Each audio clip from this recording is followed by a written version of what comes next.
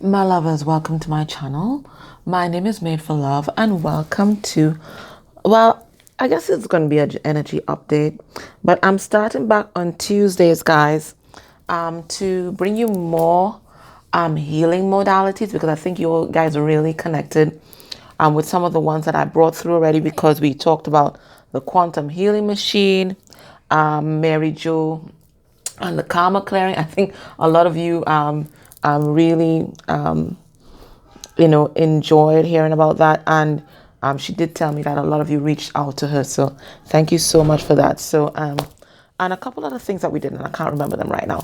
So today what we're going to do, and I'm going to put a timestamp because some of you guys have already had spirit release therapy, so you don't need me to go through it. But what I'll be doing today is quick run through of the protocol, and then I'm going to play my first spirit release therapy session that was done for me by Charlotte.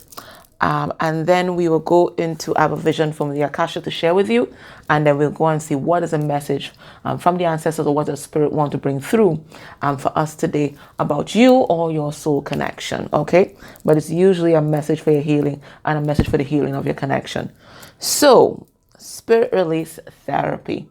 Okay, what is it? Well, it's what we would have considered or we would have called the exorcism. It's just that, the exorcism conjures up all kinds of different images in our mind, projectile vomiting, that whole The Exorcist movie and all that, but it's not like that at all.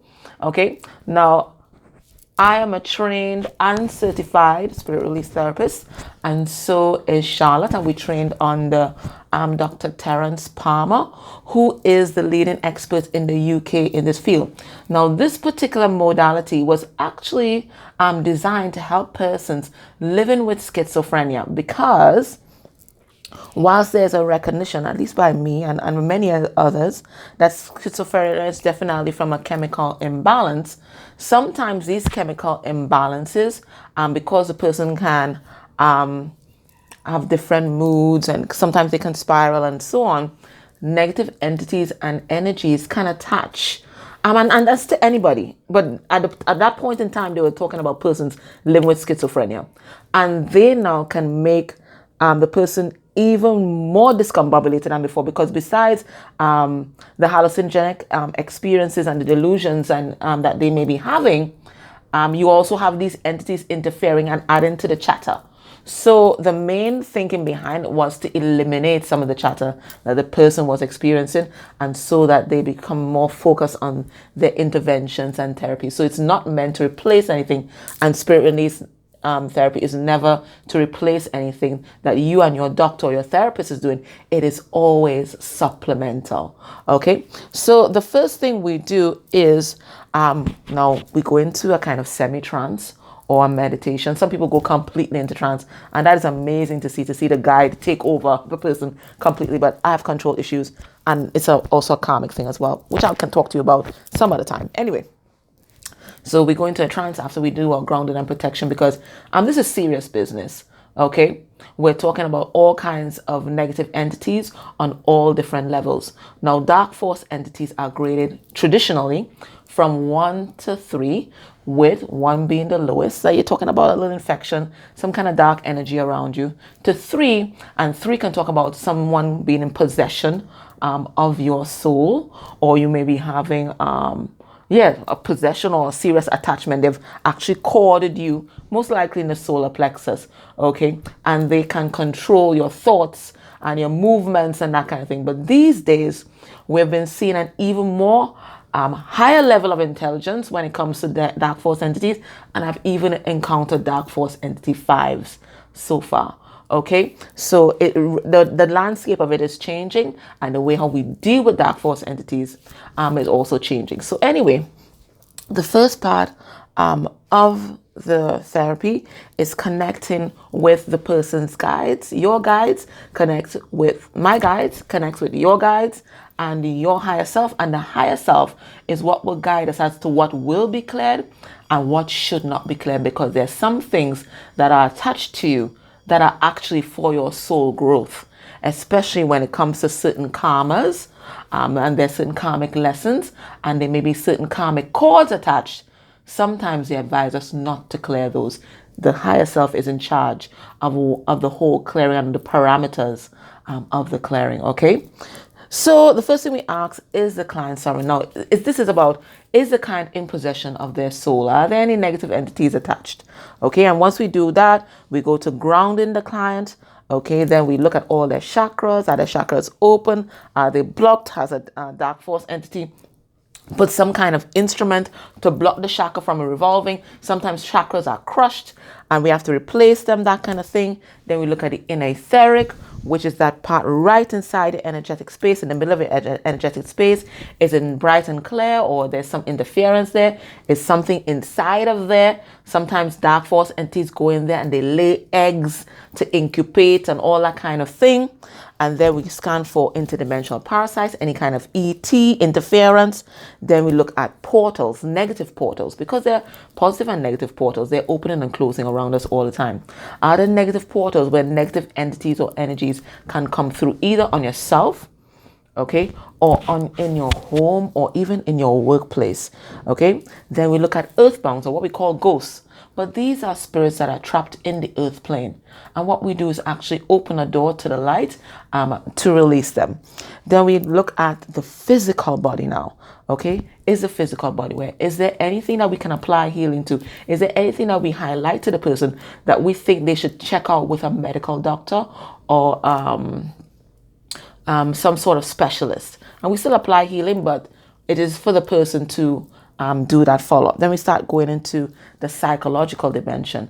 Do they have any thought forms? These are things that we ruminate on till they actually take a physical form in the psyche. And if they do, we dissipate that and then we implant something very positive. Then we look at, are there any dissociated personalities? Okay, so this is any part of the self that can handle a particular traumatic event, so you just kind of disassociate, and there's this entity or this soul fragment that's there that needs integration. Okay, and then we look at the client. What were the client's vulnerabilities? Why were they vulnerable to this particular attack? We, as part of the sovereignty check, we also look for curses, hexes, that kind of thing, and they're cleared. We might tell them, if we get a name, we might tell them a name as to who might have done this.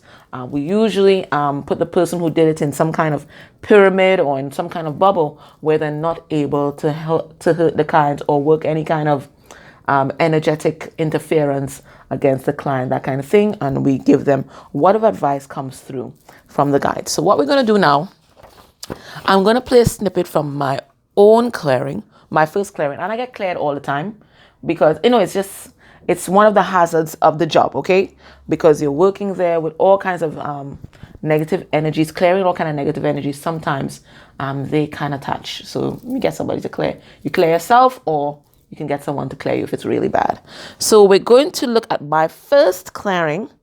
It's done by Charlotte and her facilitator at the time. And I'll just play a couple minutes of it. And then you'll see as she goes through the protocol. So she's here in semi-trance and doing this clearing. So let me, God, where's my remote? Okay. I'm hoping that it's loud enough so that you guys can hear. Is Alice over?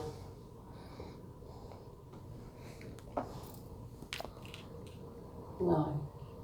And how many negative entities are there, please? 2. One on each shoulder. They're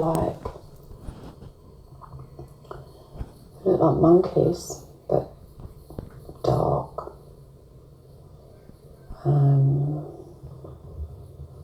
They're talking to her in both ears. Okay, can John get rid of these? Yeah. Said they've been there a long time. Yeah, they're gone. Fantastic. And is Annie grounded?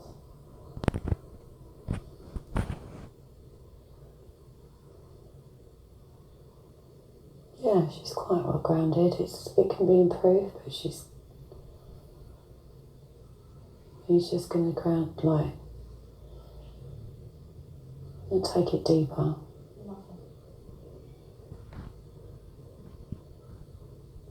done. Is the inner etheric body bright and clear?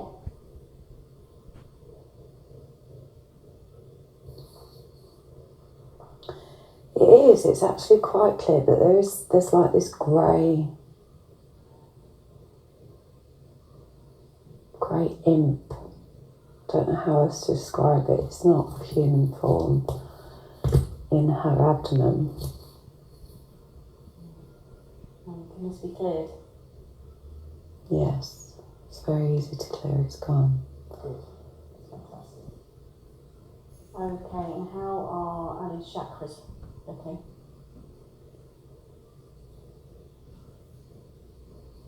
Pretty good. Her crown was partially closed. Third eye's open and clear. The throat is quite blocked. Heart's good. Solar plexus is good. Sacral's good. Root's partially blocked. Okay, and can they get cleared, please? Yeah, they're all working good now. Fantastic. Okay, are there any interdimensional parasites? Yeah. I don't know what the hell they are. I don't even know how to describe them. They're like grey and blobby. Never seen anything like it. It's, I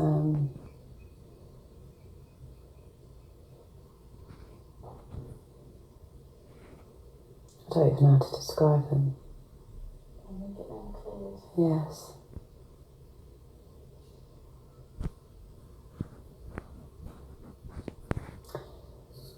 So John's saying that they would have caused general lethargy and lack of enthusiasm, like a physical drain. But yeah, they're gone. And have we got any earthbound spirits attached? No. All clear. Any self-created thought forms?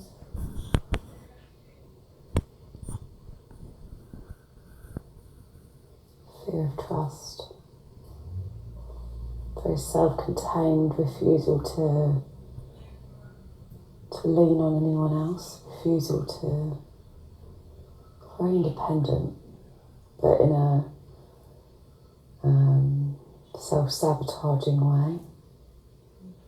Won't let anyone close.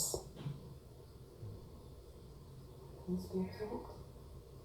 Yes.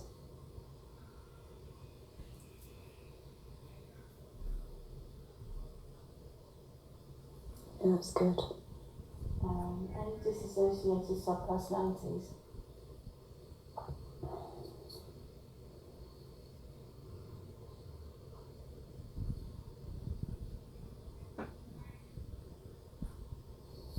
No.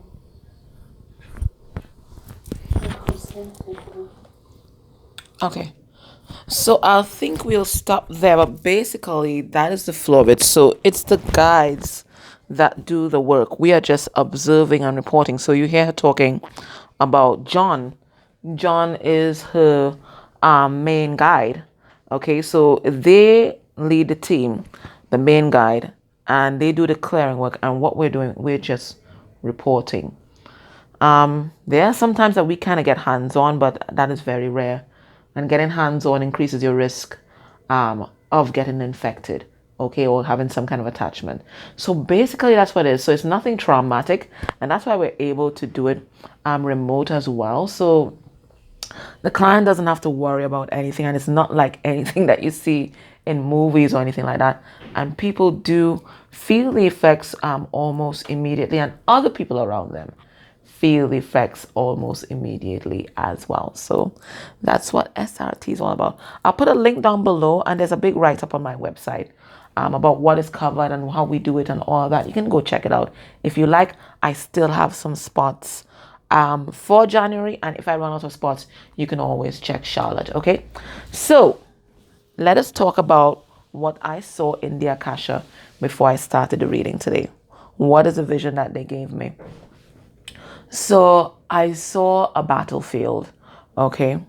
And this battlefield, it's, it's just an unfair fight because it's bullets against arrows. That's what I'm seeing here.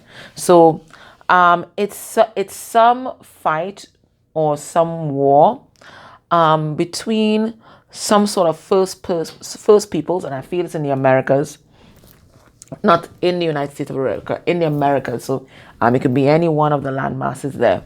Okay, but it is basically that imperialism and colonialism and all of that.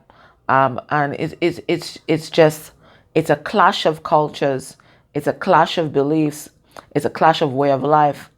And in the middle of this clash and the days and the months and the years that this fight goes on, there's a love story. Okay, there is a love story. These two people, being brought together despite their differences, and of course, there's culture that gets in the way. There's spiritual beliefs that get in the way. There are loyalties to I'm hearing crown and king that get in the way. And despite that, love endures for lifetimes because we see these two people growing old and still remembering each other, but they are never given the opportunity to be together, whether as a family unit or as a couple. Whatever they do was secretive, and then they're torn apart permanently. So there's always this longing, and none of them attach themselves to anyone else quite so intimately, quite so deeply. And in fact, they kind of both live a kind of hermit lifestyle until the end of their days. So the main themes there: clash of cultures, clash of beliefs, and love endures. And then there's this, star-crossed lovers thing going on.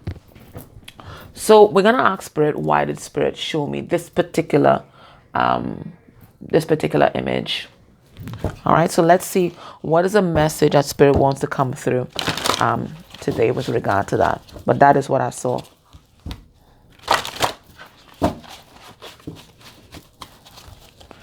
That is what I saw there. What is the message that's coming through today?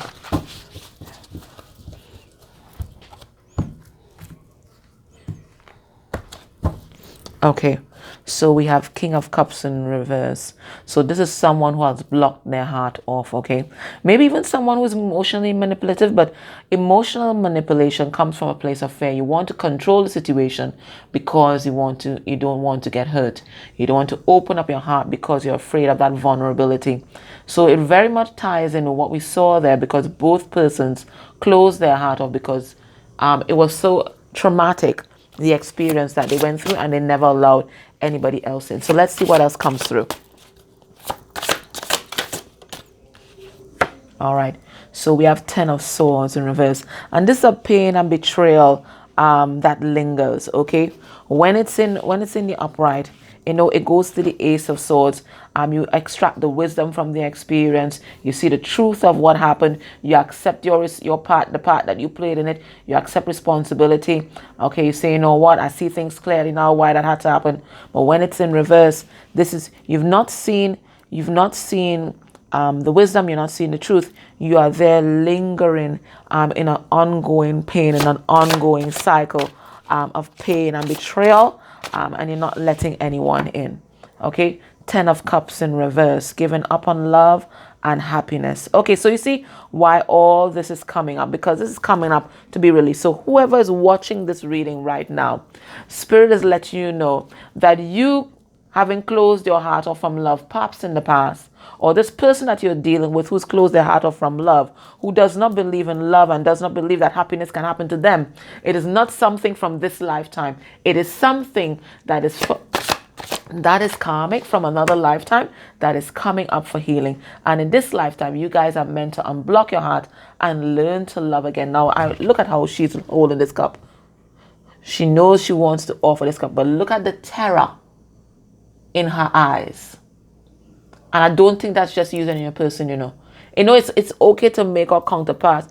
Sorry, it's convenient to make our counterparts a scapegoat in everything. It's therefore they're emotionally cut off. They're afraid of intimacy, but quite frankly, they're only mirroring back your shadow. So this is both of you guys. You love each other, okay? But the terror in her eyes at offering this cup and even accepting this one, it's evident. And Spirit's letting you know this is a past life issue. It's something deep. It's a cycle of pain that you don't even understand. Okay? It is deep. And look, we have the Empress in reverse. Right. So this is telling me it's not just happening to your person. This is a message for you, viewer. They're saying that you have closed your heart off from love. Okay? You are ungrounded. You are afraid of intimacy. Okay? And there's something that's coming up for healing around pain and betrayal. Okay? Now it also talks about your person. Okay? It also tells us why your person may have chosen someone else, because someone else was easy. There was no threat there. There was no threat there. So your person was facing a choice. Look at this. This Queen of Cups here. And that's a terror in their eyes at, trying to risk loving again. They're like, you fucking mad. They don't even remember why. They don't even know why they acted like this. Maybe it would. And usually these things play out in the past, in the same lifetime. So maybe all this happened in the past as well. But it is a lesson that's coming up from healing from way back when. Okay? So it's in our unconscious. We don't even know why we're acting that way. We don't even know why it has a kind of reptilian response inside of us. Okay? But it is from past lifetimes. And it's coming up now for release. That's why this person went with someone else. It was easy. And they remember instinctively in their genetics, in their DNA, they remember what happened the last time. And they were like, it ain't happening so again. Right? Now, it is also interesting that in my clearing, and I hope you guys were able to hear most of it, when she got down now to the thought forms and the psychological dimensions, one of my blocks was not being able to trust other people.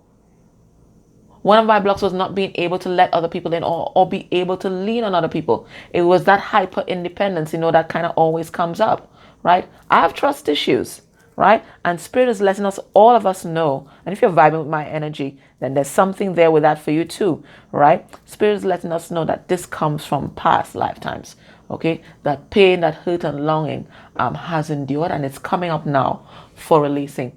Now, you may find that ever since we went through that portal, there's a lot more of past pain and betrayal coming up for you to release, okay? It's all part of this to release this karma. All right? It's all part of that. Let's see what else they want us to know. So the message that you're getting here, this fear of happiness that both of you have, and you may not want to admit it, right? This fear of happiness, if you're happy, something might go wrong. There's something might go wrong, you're thinking about all the things that can happen. You're afraid of loving, because then loving comes with losing. Somebody might die. I mean, you can go through the whole gamut of stuff. Spirit is saying that pain and betrayal and that fear does not just come from this lifetime. It's way back. What else is coming through for you? What else is coming through? So we got trust issues, we got fear of intimacy, but it looks like there's a turn in the tide. Look, somebody's coming forward. Somebody guided by the light. We have a lightning here. Somebody's coming forward. Now this person still has steel over their heart. They're kind of guarded, right? But they're coming forward. Now Pisces, this Prince of Cups, they come forward kind of hesitantly, okay? They're still unsure, but they're being guided by their heart. They're guided by some kind of force within them. So somebody's coming forward, Spirit is saying. Okay, we have an Emperor coming forward here. All right, somebody who wants to take charge of the situation. Somebody's determined. They are fixed and focused on their prize, on their target. Okay, this person coming in either to express some kind of truth, some kind of emotion, but also coming to make some kind of apology. It looks like this person may have been with a third party, but it looks like that third party is crumbling as we speak, because there's a 3 of Pentacles in reverse. but also know that this person is coming in to be vulnerable, okay? And that's a hard ask for that person, especially after that vision that we just got, right? This person, they're dropping down their wands, they're dropping down the bars around their heart, and they're coming in to be vulnerable. They're coming to tell you some kind of truth here. What should be your response? Somebody coming in and they want to be vulnerable, they want to declare their feelings. Okay, what is your response? We have ancestral path, spirit saying this is the path that has been laid out to you, laid out for you by the ancestors. Okay, this is what's supposed to happen. This is divine plan. Spirit's letting you know that's divine plan. What else? We have 9 of Cups. Spirit saying, you are this person's wish fulfillment, and quite frankly, they are yours. Spirit is saying this is true love. Love is here. Okay? This is a new beginning, love, and opportunity. And it is something that is guided by spirit. Now, I see this whale here. Okay? Now, whales, especially when they're in the water, they talk about the subconscious, something hidden deep inside. But look, the whale has breached the water and is showing itself. So somebody is coming to unveil their emotions. All right? Spirit saying this is the path that they laid out for you. And there's positive movement forward. Okay? So this is a kind of open up your heart message, right? You hear that, viewer? It's a open up your heart message. And you have to be cautious because you have to follow your intuition too. If you know your person is there and your person clinical narcissist, this is not something that you're going to do. Okay? You're not going to be opening up your heart. You have to know who you're dealing with. You have to know you're dealing with. You have to follow your intuition, follow the vibes. Energy can't lie. Okay? But for most of you, you're going to be dealing with your counterpart. And this is the path that you need to walk in this life. Okay? And Spirit is saying there's total wish fulfillment here. There's a new opportunity in love here. This is a forward movement. And you're being asked to be vulnerable. But you're not being asked to live in any kind of illusion or fantasy. Okay? You have to listen to this first. Listen to this person's vibration, not their words. Listen to their vibration. Okay, you have discernment. You know what to do. All right, you have discernment. So this is not a time to be foolish, okay, or delusional or anything like that. There's a time to tap into your intuition and everything that this person says. You test it with your discernment, okay? But somebody's coming in. They're coming in to declare some kind of feelings. And Spirit is saying it is an opportunity, okay? But at the same time, this is not a time to relax all your boundaries and let this person run roughshod over you. All over again. It's a time to love yourself completely. Yeah, this is the path that you're supposed to walk, but it's a time to love yourself completely. These are cards of loving yourself, huh? These are cards of loving yourself. And for some of you, part of that loving yourself might be just to move on and walk away from this person. So you use your discernment. Either way, you have to love yourself completely. Whether you're going to love yourself completely and give this person a chance and be vulnerable, or you're going to love yourself completely and walk away, you're going to know when you log into this person's vibration, you're going to know exactly what to do. What's the last message? What is the guidance?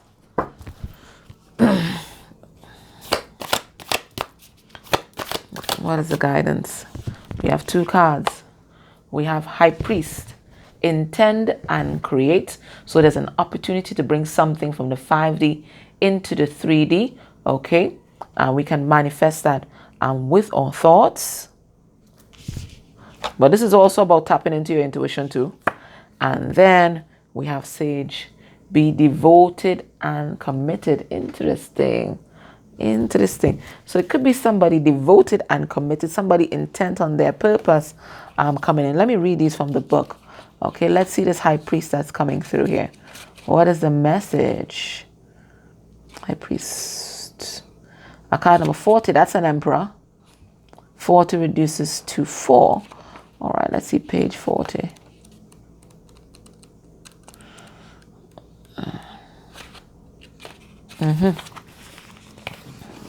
It says, recognize you have the power to change your life. Face your fear.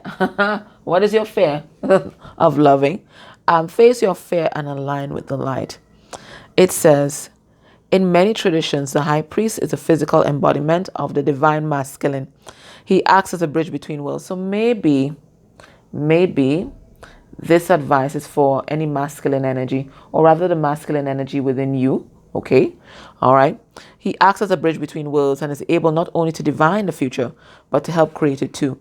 He may be a leader in a spiritual tradition, or in pagan traditions be second to the high priestess, but he's always spiritually connected and disciplined.